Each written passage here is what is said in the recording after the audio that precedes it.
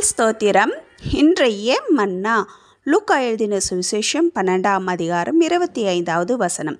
கவலைப்படுகிறதுனால் உங்களில் எவன் தன் சரீர அளவோடு ஒரு முழத்தை கூட்டுவான்? கவலைப்படுவதனால் ஒருவரின் வாழ்க்கையோ அல்லது உயரத்தையோ சிறிதும் கூட்ட முடியாதுங்க. இது தேவையில்லாத கவலைகளை தவிர்த்தது தேவனுடைய பராமரிப்பில் முழுமையாக நம்பிக்கை வைக்க வேண்டும் என்பதை இந்த வசனம் உணர்த்துகிறதுங்க.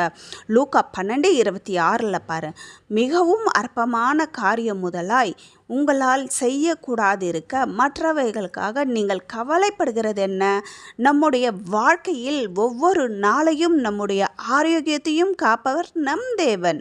மிக சிறிய விஷயத்தை கூட மாற்ற முடியாத நாம் எதிர்காலத்தை பற்றி கவலைப்பட்டு நம் அமைதியை ஏங்க இழந்து விடுகின்றோம்? மத்தை 11:28 பாருங்க, வருத்தப்பட்டு பாரம் சுமக்கிறவர்களே, நீங்கள் எல்லோரும் என்னிடத்தில் வாருங்கள், நான் உங்களுக்கு இளைப்பாறுதல் தருவேன் என்கிறார். வலிகளை எல்லாம் தாங்கி தாங்கி என் மனம் கல்லாக மாறிவிட்டது என்கிறீர்களா? இனி கோபமும் இல்லை, வலியும் இல்லை, பொய்யான சந்தோஷம் மட்டுமே என் வாழ்க்கையில் என்று புலம்பிக் கொண்டிருக்கிறீர்களா? ஆம், அநேகர் அடிக்கடி பயன்படுத்தும் ஒரே ஒரு வார்த்தை, என் மனசு பாரமாயிருக்கிறது. கவலை நம்மை உயர்த்தாது, மாறாக நம் ஆற்றலை மட்டுமே குறைக்கும்.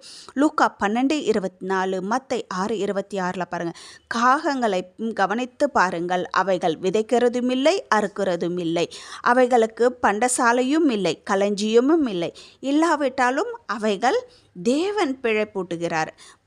ஆமாங்க, பாருங்க, பறவைகளை பார்க்கிலும் நாம் அனைவரும் எவ்வளவோ விசேஷித்தவர்கள். பறவைகளுக்கு உணவளிக்கும் கர்த்தர் தமது சாயலாக படைத்த நம்மை ஒரு பொழுதுமே கைவிட மாட்டார்.